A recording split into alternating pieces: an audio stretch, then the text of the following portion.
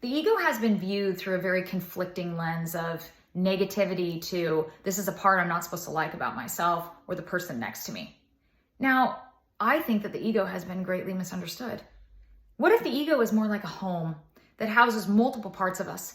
And those parts of us were born out of traumatic experience, stressful experiences, high conflict experiences. And maybe when we're reminded of anything that resembles those things, the ego then opens the front door and sends in the parts that were born in those experiences to keep us safe. Now, let's use self-sabotage as an example. Let's say you found yourself in multiple healthy relationships. And just when each of those relationships hit a point to where you can see a future and things are really good, you do something that creates an out. You bail. Now, why do you do this? The reason for this is going to be different for everybody. But what if your experience was that at some point in time, you felt what it felt like to be abandoned?